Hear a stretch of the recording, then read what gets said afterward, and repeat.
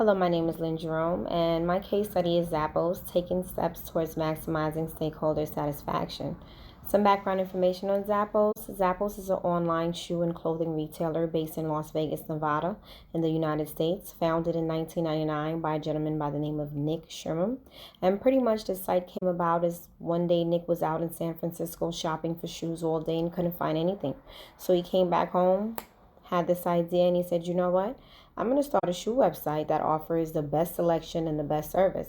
He quit his job. He launched his site. At first, it was named shoesite.com, and then he renamed the site Zappos after the word zapatos, which means shoes in Spanish.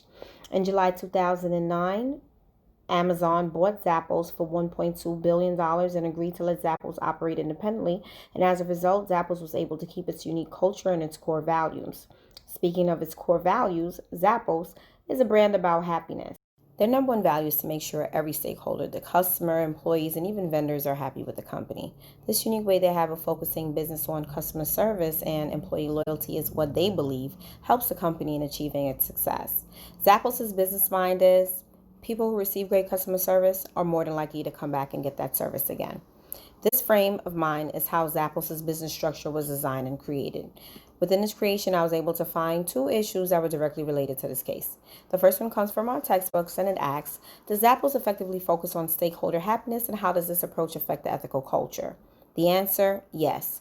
Zappos does effectively focus on stakeholder happiness as well as the employees, their vendors, their customers, sellers, etc.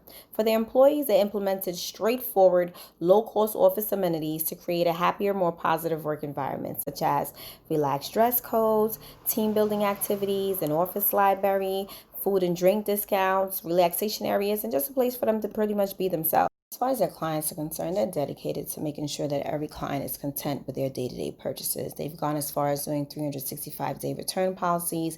They have free shipping back and forth. The items are stocked in-house, which is great, which means no drop dispatching. And of course, they pride themselves in giving their customers that wow feeling way beyond their satisfaction. Now, how does this approach affect the ethical culture? Well, Zappos is a connection culture. What is that? A connection culture is where the organization is focused on their core values. It propels workers to give their serious attempts and adjust conduct to authoritative objectives since it interfaces candidly and judiciously using parts of personality, compassion, and understanding. The CEO is a momentous individual. His vision goes past benefit thought process and it serves for the greater good of all those involved. He is a self-observer. His psyche is continually preparing different ideas and making sense of inventive arrangements that would encourage all associated with a stake in Zappos. So this is similar to doing things for the greater good of all those involved, which brings us to utilitarianism, the ethical doctrine that the greatest happiness of the greatest number should be the criteria of the virtue of your actions. The second ethical challenge is in 2012 when hackers broke into the Zappos computer system, and the company had to respond to the theft of 24 million customers' critical personal information being out there. Zappos is a very transparent company, so they immediately sent out an email. They reassured the customers that the connecting server where their full credit card information was not hacked. And the way they rectified this is that they disconnected the call center, stating that the abundant amount of calls would overload the system. Now, this got customers really pissed off, but they've since made up for it, and today they pride themselves with wearing the crowd for exceptional customer service.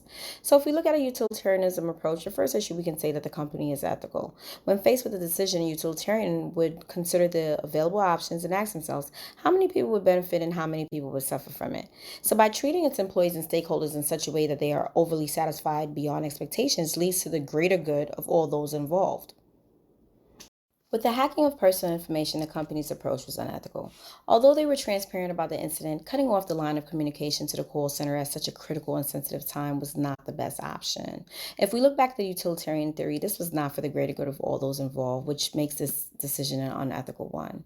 To address the above ethical challenges, Zappos should first provide transparency on a case-by-case basis versus providing complete disclosure to the general public.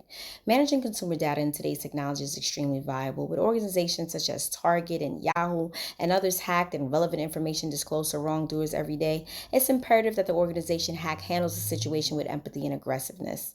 Great resolution to this: Zappos should have resourced other agencies that handle incoming calls to offset the overloading to their systems. Now, had they handled the situation this way, at least the customers would have had a peace of mind when calling to speak with a representative to assist with explaining and calming them down.